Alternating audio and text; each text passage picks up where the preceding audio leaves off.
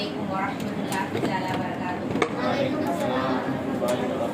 نحمده ونصلي على رسول الكريم أما بعد فقد قال الله تعالى في القرآن العليم وفي القرآن المجيد أعوذ بالله من الشيطان الرجيم بسم الله الرحمن الرحيم. அளவற்ற அருளாளனும் நிகரற்ற அன்புடையனுமாகிய அல்லாஹ்வின் திருப்பெயரால் ஆரம்பம் செய்கின்றேன். நபி ஸல்லல்லாஹு அலைஹி வஸல்லம் அவர்களின் மீதும் அவர்களின் குடும்பத்தார்கள் மீதும் அவர்களை அப்படியே பின்பற்றி வாழ்ந்த சத்திய சஹாபாக்கள் மீதும் நம் அனைவரின் மீதும் அல்லாஹ்வின் சாந்தியும் சமாதானம் உண்டாகட்டுமாக. ஆமீன். எனக்கு கொடுக்கப்பட்டுள்ள தலைப்பு என்னன்னா, மாநபி நேசித்த மண்ணுலக சுவனம். நபி நேசித்த ஒரு இடங்களில் ஒன்றுதான் இந்த மதீனா நகரமும். இறுதியா நபி ஸல்லல்லாஹு அலைஹி வஸல்லம் அவர்கள் இறுதியா இருப்பிடமாக இருந்ததும் அங்கதான், தங்குமிடமாக இருந்ததும் அங்கதான். நபி ஸல்லல்லாஹு அலைஹி வஸல்லம் எங்கேயாவது போர்ல சென்றாலோ இல்ல வேற ஏதாவது பயணத்திலிருந்து திரும்பி வந்தா கூட மதீனா நெருங்க நெருங்க அவங்களோட வாகனத்தை விரைவுபடுத்துவாங்களாம். அந்த காலத்துல வாகனம்னு சொன்னா இந்த ஒட்டகம் குதிரை இந்த மாதிரி தானே பயன்படுத்துவாங்க. அப்போதைக்கு என்ன பண்ணுவாங்கன்னா, அவங்களோட குதிக்கால் இருக்குல்ல, அதோட வயிற்றுல அழுத்துனா அது வேகமா போகும் அந்த வாகனம். அதனால அந்த வாகனத்தை விரைவுபடுத்துவாங்க. எதற்காக அப்படின்னு சொன்னா, அந்த மதீனா நகரம் நெருங்குது, அந்த மதீனா நகரத்து மேல இருக்கிற அந்த பிரியத்தினால அந்த மதீனா நகரத்துல நம்ம என்னது டக்குன்னு போகணும் அப்படின்னு நினைச்சிட்டா அந்த வாகனத்தை விரைவுபடுத்துவாங்க. இதுல இருந்தே தெரியுது நபி ஸல்லல்லாஹு அலைஹி வஸல்லம் அவர்களுக்கு மதீனா நகரம் எவ்வளவு பிரியமான ஒன்று என்று. இதை அறிவிக்கிறவங்க யார் அப்படின்னா, ஆயிஷா ரலியல்லாஹு அவர்கள் தான் அறிவிக்கிறாங்க. அதே மாதிரி நபி ஸல்லல்லாஹு அலைஹி வஸல்லம் அவர்கள் தன் வாயால மக்காவின் அதாவது மதீனாவின் எவ்வளவு பிடிக்கும் அப்படின்னு சொல்லியிருக்காங்க. எப்படின்னா, யாரெல்லாம் எங்களுக்கு மக்காவின் மீது எங்களுக்கு இருக்கக்கூடிய அந்த அன்பை போல இல்ல அதை விட அதிகமாக எங்களுக்கு மதீனாவை நீ எனது பிரியமாக்கி வைப்பாயாகன்னு துவா செஞ்சிருக்காங்க. அது மட்டும் இல்ல, நபி ஸல்லல்லாஹு அலைஹி வஸல்லம் அவர்கள் மதீனாவை தவிர வேறு எந்த நகரத்திலும் நான் தங்க மாட்டேன், நான் குடியேறவும் மாட்டேன், அந்த நகரம் தான் நான் இருப்பேன்னு சொல்லியிருக்காங்க.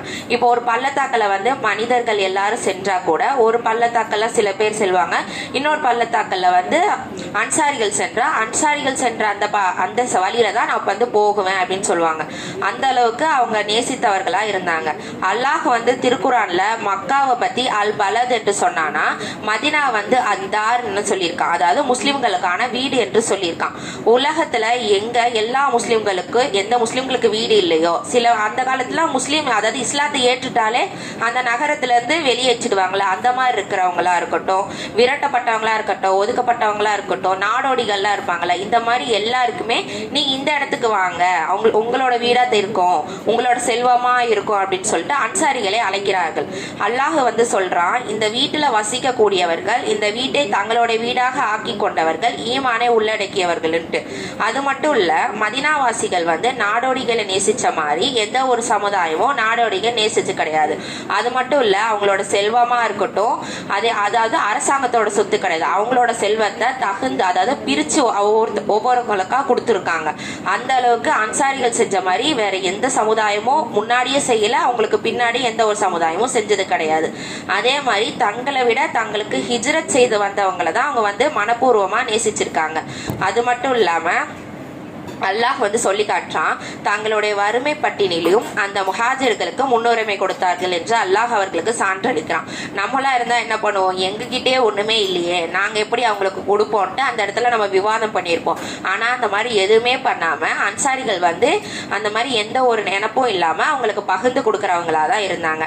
அத்தகைய மதீனா நகரத்தை நபி ஸல்லல்லாஹு அலைஹி வஸல்லம் எப்படி பிரியம் இல்லாம இருப்பாங்க, அத்தகைய மதீனாவாசிகளை எப்படி பிரியம் கொள்ளாம இருப்பாங்க.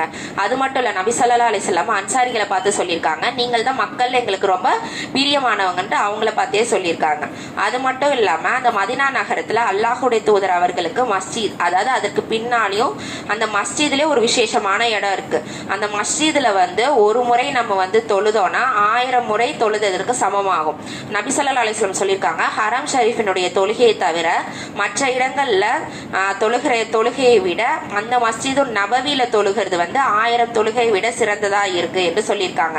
அது மட்டும் இல்லாம அந்த மஸ்ஜிதே விசேஷமான இடம் அப்படின்னு சொன்னல, அதாவது அந்த சொர்க்கத்தினுடைய நம்ம அந்த இன்பத்தை உணரணும் அப்படின்ட்டு அல்லாஹ் ஏற்படுத்தி கொடுத்த அந்த இடம் என்ன அப்படின்னு சொன்னா, நபி ஸல்லல்லாஹு அலைஹி வஸல்லம் அவர்கள் வீட்டிற்கும் அவங்களோட மிம்பர் மேடை, ஓகேவா, அதாவது அவங்க உரையாற்று பண்ணுவாங்களே அந்த மேடைக்கு இடையில் இருக்கிற இருக்கிற அந்த இடம் வந்து சொர்க்கத்தோட பூங்காக்கள்ல ஒன்றுன்னு நபி ஸல்லல்லாஹு அலைஹி வஸல்லம் சொல்லியிருக்காங்க.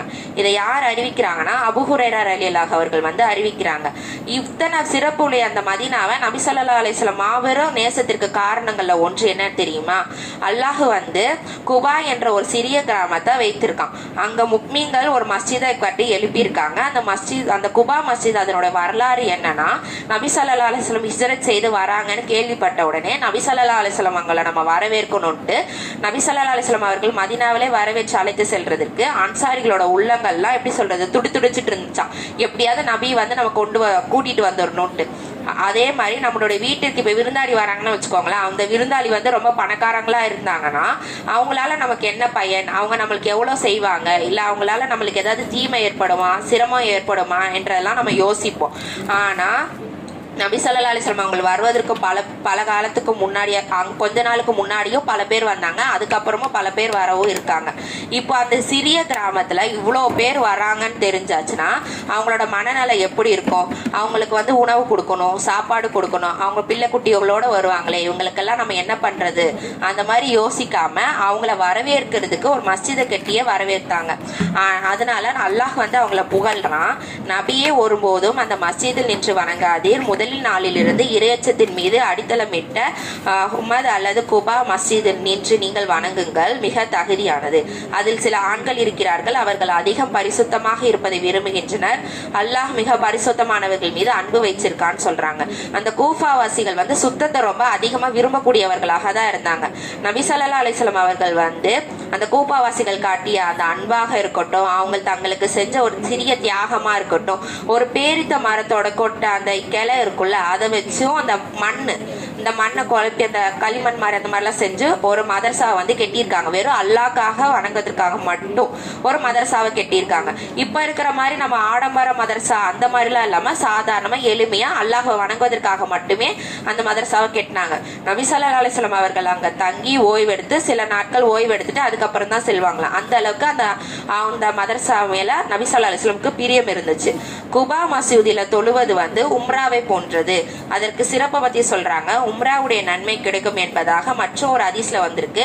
யார் தன்னுடைய வீட்டுல ஒழு செஞ்சுட்டு அந்த மதரசால தொழுவாங்களோ அவங்களுக்கு உம்ரா செஞ்சதுக்கு சமமான நன்மை கிடைக்கும் என்று நபி ஸல்லல்லாஹு அலைஹி வஸல்லம் சொல்லியிருக்காங்க. அது மட்டும் இல்ல, இப்போ ஒரு கிராமவாசி வந்து நபி ஸல்லல்லாஹு அலைஹி வஸல்லம் அவர்கள் கிட்ட வந்து பையத் செஞ்சிருக்காங்க. அவங்க வந்து கொஞ்ச நாள் அங்கேயே தங்கிட்டாங்க. அந்த பையத் செஞ்ச உடனே அடுத்த நாள் என்னாச்சுன்னா அவங்க உடல்நிலை வந்து ரொம்ப சரியில்லாம போன உடனே நபி ஸல்லல்லாஹு அலைஹி வஸல்லம் அவர்கள் கிட்ட போய் என்னோட பையத்தை வந்து நீங்க திருப்பி பெற்றுக்கோங்க, நான் அந்த மதீனா விட்டு செல்ல போறேன்னு சொல்லியிருக்காங்க. அப்படியே நபி ஸல்லல்லாஹு அலைஹி வஸல்லம் எதுவும் சொல்ல திரும்ப 3 முறையும் கேட்டிருக்காங்க. அப்ப நபி ஸல்லல்லாஹு அலைஹி வஸல்லம் என்ன சொன்னாங்கன்னா, மதீனா நகரம் வந்து கொல்லனின் துருக்கியை போல, அதாவது இருமினுடைய அந்த அசுத்தத்தை எப்படி போக்கி விடுறதோ அதே மாதிரி மதீனா வந்து அசுத்தமானவர்களை போக்கிவிடும். இவர் வந்து என்னது தான் வந்து உடன்படிக்கை செஞ்சோம், நான் வந்து இங்க வெளியில போறேன் இந்த மாதிரி சொல்லிட்டு இருக்கிறார்ல, அதுக்காக ஒரு உதாரணத்துக்காக சொல்லியிருக்காங்க.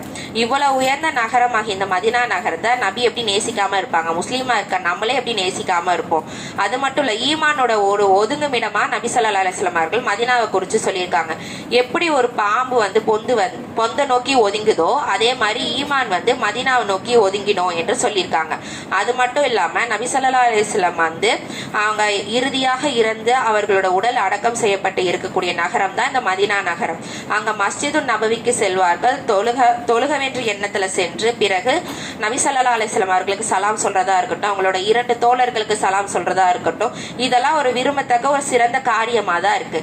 அதற்கப்புறம் நம்ம பக்கீக்கு சென்று அங்க அடங்கி இருக்கக்கூடிய சஹாபாக்களா இருக்கட்டும், தாபியங்களுக்கு சலாம் சொல்றது, பிறகு குபா மசூதிக்கு சென்று போய் தொழுகிறது, உஹது போர்ல ஷஹீதானவர்களுக்கு போய் சலாம் சொல்லி அவர்களுக்காக துவா செய்யறது, இத்தகைய உயர்ந்த நற்பெயர்கள் அடங்கிய இருக்கக்கூடிய நற்பாக்கியல் நிறைந்துள்ள அந்த மதீனாவை நபி ஸல்லல்லாஹு அலைஹி வஸல்லம் நேசிச்சாங்க.